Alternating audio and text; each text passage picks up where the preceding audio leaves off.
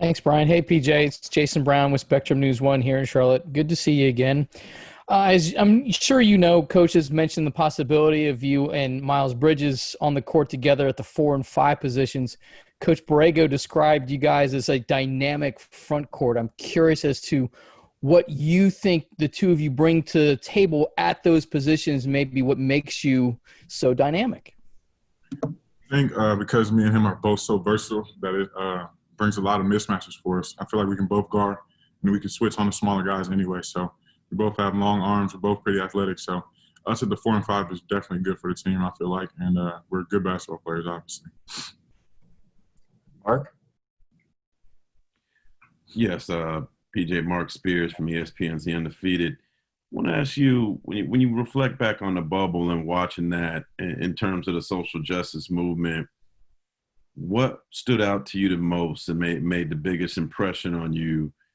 And what will be, you think, your and perhaps your team's mentality in terms of that going into this next season? Just what the NBA did, I think is exciting, especially pushing the change movement.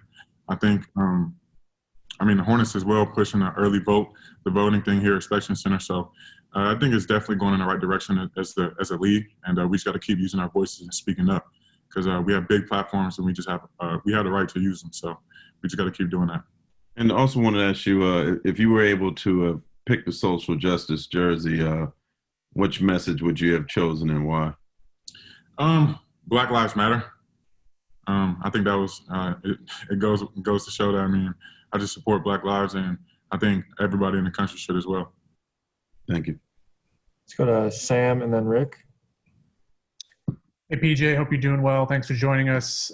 Heading into your second NBA season, Coach has talked a lot about faster pace this season, more positionless offense, getting up and down the court, lots of ball handlers. Obviously, that was addressed with the adding of LaMelo and Gordon Hayward. Just your thoughts about heading into the season, how the style of play is going to be different this year, and where do you individually want to improve upon coming out of your big rookie season that you had? I think we're definitely going in the right direction. I feel like we have a lot of people that can facilitate and a lot of people that can score and a lot of people that can switch on the defensive end. So I feel like we're in the right place as a team right now. We just got to mesh together and keep things together. So for me, I've just been trying to work on my ball handling, being able to make plays off the dribble, being able to make shots off the dribble, and pretty much just moving my game so I'm more comfortable out there. Let's go to Rick. Hey, Paige, Rick Goodell. When JB said yesterday that you were going to play center, quote, a lot, I am curious to what extent that is an adjustment for you and any detail you can give about how this is different.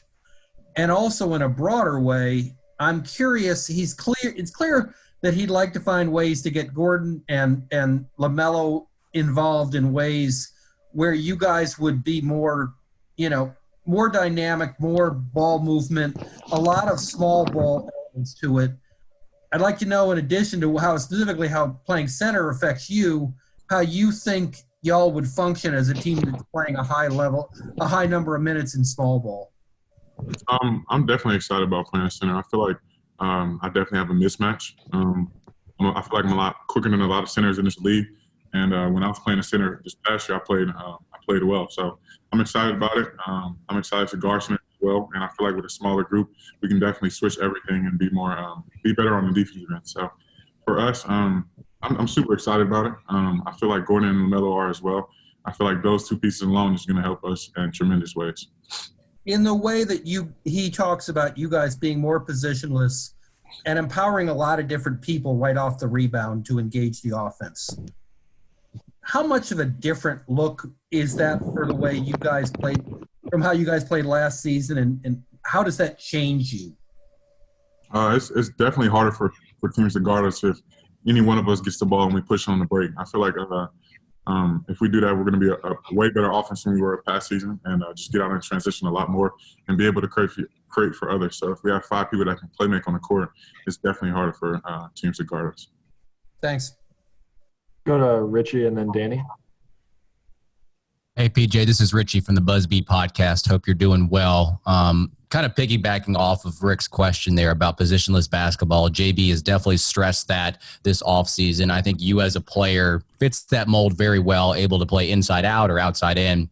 But with the advantages, like you mentioned, putting stress on the defense, having them cover more spaces, there's also some disadvantages or drawbacks on the defensive side, especially, I feel like. Do you have any goals for yourself on the defensive side of the court? And has the staff given you any feedback on how you can improve, especially if you're going to be asked to guard centers more often? I think it's tough. I mean, with the centers in this league, it's a bunch of great centers. So it's definitely going to be tough, but I'm up for the challenge. I'm excited for it. And at the end of the day, defensive end is just will and want to. So I don't like people scoring on me. So I'm going to take it to heart and just try to stop my man from scoring and be there for my teammates. So I feel like on the defensive end, it's just we all have to have the same mindset and be there for each other. All right, very good. Thank you. Danny? PJ, Danny Thompson with the three-point conversion. Hope you had a great holiday. As you get into training camp and preseason, and the JV, we've talked about this plenty of times, the JV has stressed the fact of positionless basketball. Do you see yourself, I know, working on your ball handling, playing more in the high post and being able to look for backdoor cuts for your teammates? Or do you feel like you're going to be handling the ball more at the top of the key or towards the perimeter? A little bit of both. I feel like I'm versatile enough to do both, especially in pick and roll. I can come off the pick and roll. I can set the screen. So I'm definitely comfortable doing both now. And that's something I've been working on throughout this quarantine. So I'm definitely excited to go out there and show what I've been working on. And to piggyback off that, with the trends of small ball around the league, and there are plenty of guys at your size that are playing at the 5, what are some of the players that you look at and you say, okay, I can be like that type of small ball 5? Is there any players you look at around the league? Well, I think the mold that everybody looks at is Draymond Green. He kind of pushed the way for everybody to go smaller at these bigger positions, so be able to handle the ball and get everybody involved. So guys like Draymond, Bam Adebayo, even Jokic, I mean, guys like that can play make at a high level, given their size. It's just exciting for guys like me. So I just can't wait to go and show what I've been working on. Thanks, PJ. Go Rod and then Nick. Hey, PJ, Rod Boone here, man. Just wondering, obviously, you and LaMelo played, I guess, in high school, a few years back, man. Like, what was that like? You remember that? And also on top of that, like, what's it like to be his teammate now as a pro, like, all these years later? I think we definitely won that game. We played Chino Hills. We almost got layups the whole game. So they were just getting a rebound and trying to throw it down court really fast. They played a fast game. LaMelo was a lot smaller. He was hitting shots, but, I mean, at the end of the day, we won the game. So it was definitely fun playing against him, and it's definitely fun to have him here now. So I'm excited to see what he can do for us. I'm excited to play on his team, and I'm excited to help guide him through his rookie year. What do you think he can bring to this team? He's a first-year player, but what can he bring to the team?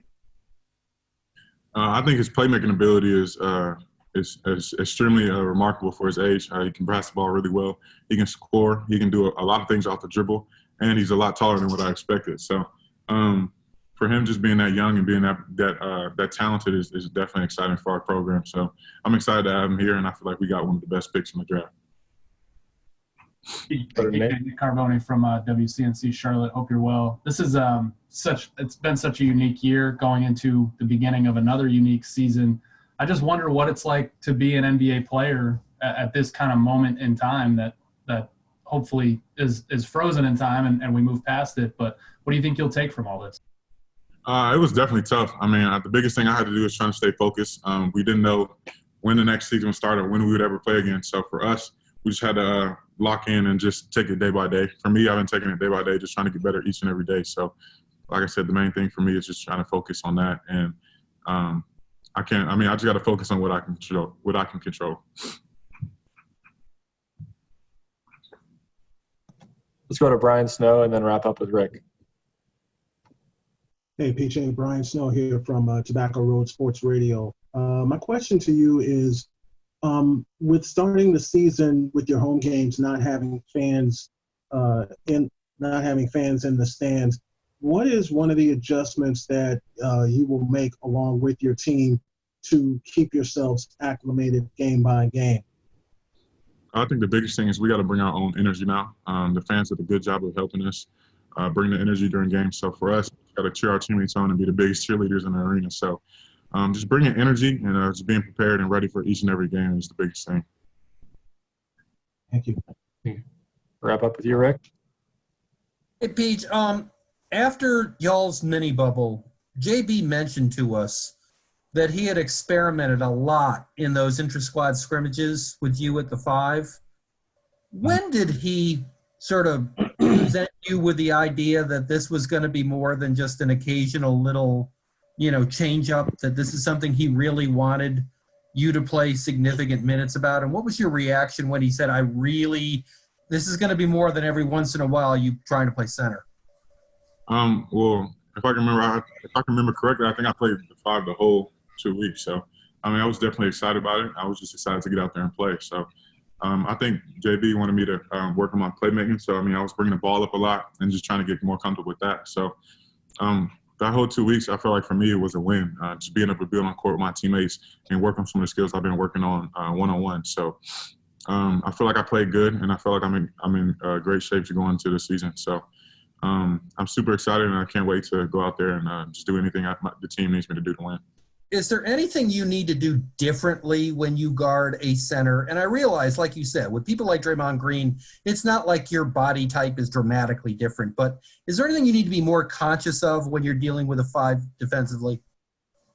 I think just the 5 spot this NBA today is just so versatile. So just being able to guard pretty much outside, inside. I think inside is probably the biggest thing, and just being able to wall up and get shot contests, get the rebound, and just try to get out fast in transition. So I feel like if I get a couple stops and get out in transition and we get some scores, they'll eventually go small. So I feel like when me just guarding 5s, I just have to basically just want it more on the defensive end.